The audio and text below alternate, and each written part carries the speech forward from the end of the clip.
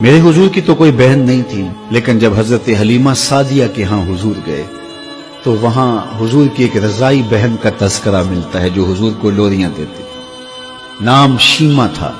تو شام کے وقت جب خواتین کھانا پکانے میں مصروف ہونے لگتی تو بہنیں ویر اٹھا کر کے باہر لے جاتی۔ ہر بہن کا خیال یہ ہوتا کہ میرے ویر سے سونا زمانے میں کوئی نہیں۔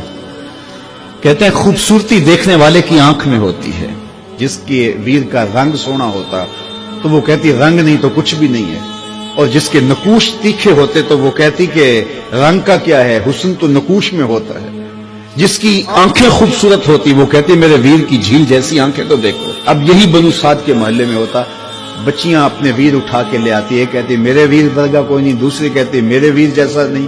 اتنے میں حضرت شیمہ اپنا ویر محمد اٹھا کے لے آتی اور دور سے کہتے نہیں میرا ویر بھی آ گیا، تو سب کے سر جھک جاتے، کہتے نہیں نہیں نہیں شیمہ تیرے ویر کا مقابلہ تو نہیں نا، ہم تو آپس میں بات کر رہی ہوں۔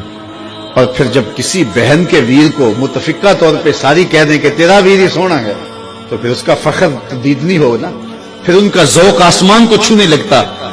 ابن حشام سیرت کی سب سے پہلی کتاب، اس میں یہ واقعہ لکھا ہے کہ پھر حضرت شیمہ حضور کو اپنی آغوش میں لے کے سمیٹتی اور پھر چومتی اور پھر وہ لوری دیتی، اور وہ لوری کے لفظ بھی لکھے ہیں، ربنا اب کے لنا محمد حتی اراہ یافعا و امردا، اللہ میرے ویر محمد کو سلامت رکھنا۔ آج یہ پالنے میں بچوں کا سردار ہے، کل وہ لمحے آئے جوانوں کا بھی سردار ہو۔ اور پھر جھوم جاتی اور کیا خوشی ان کی دیدنی ہوتی۔ اور پھر وہ منظر بھی آیا کہ حضور علیہ الصلوۃ والسلام مکے چلے گئے اور یہ جوان ہوئی اور پھر ان کی شادی کسی قبیلے میں ہو گئی۔ آقا کریم نے اعلان نبوت کیا، 13 سال کا وقت کٹا اور پھر حضور مدینہ شریف چلے گئے۔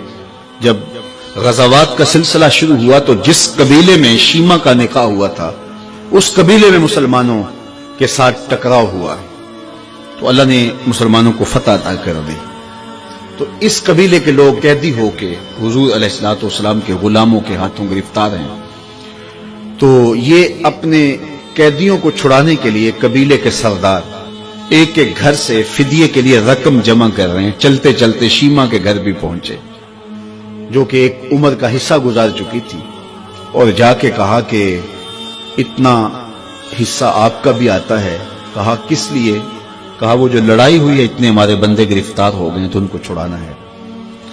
تو چلتے چلتے باتوں میں کسی کے لبوں پہ حضور کا نام آ گیا تو شیمہ نے کہا اچھا انہوں نے تمہارے لوگ پکڑے؟ کہا ہاں۔ تو کہا پھر تم رقم اکٹھی نہ کرو، مجھے ساتھ لے چلو۔ انہوں نے کہا تجھے ساتھ لے چلیں؟ کہا تم نہیں جانتی وہ میرا ویر لگتا ہے، وہ میرا بھائی لگتا ہے۔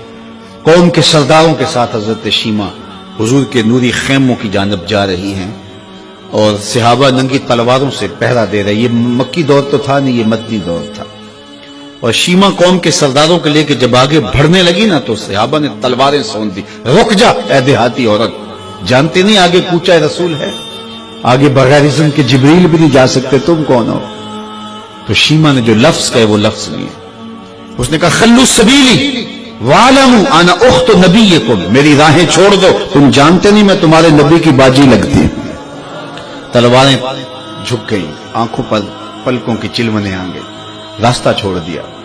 حضور کے خیمہ نوری میں داخل ہوئی تو حضور نے دیکھا، پہچان لیا، اٹھ کے کھڑے ہو گئے۔ فرمایا بہن کیسے آنا ہوا؟ آپ کے لوگوں نے ہمارے کچھ بندے پکڑے چھڑانے آئی۔ تو فرمایا بہن تو نے زحمت گوارا کیوں کی؟ تو پیغام بھیج دیتی میں یوں ہی چھوڑ دیتا، لیکن تم آ گئی ہو، اچھا ہوا ملاقات ہوئی۔ پھر حضور نے قیدیوں کو چھوڑنے کا اعلان کیا اور کچھ گھوڑے اور چند جوڑے حضرت شیمہ کو حضور نے تحفے کے طور پہ دیے۔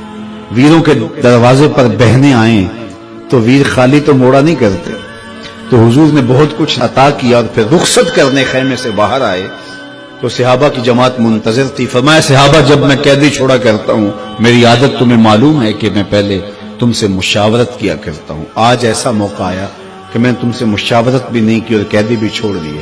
کہا جو چاہیں آپ کریں، لیکن کیوں مشاورت نہیں فرمائی؟ حضور اگر ارشاد فرما دیں تو فرمایا اس لیے کہ میرے دروازے پہ میری بہن آ گئی تھی۔ کوئی لاؤ تو صحیح زمانے میں ایسا، کوئی لاؤ تو صحیح زمانے میں کہ یہ جمال اور یہ حسن اور یہ کمال رکھنے والا، تو پھر کیوں نہ ہم اپنی ساری زندگی اس آقا کے نام لگاتے ہیں۔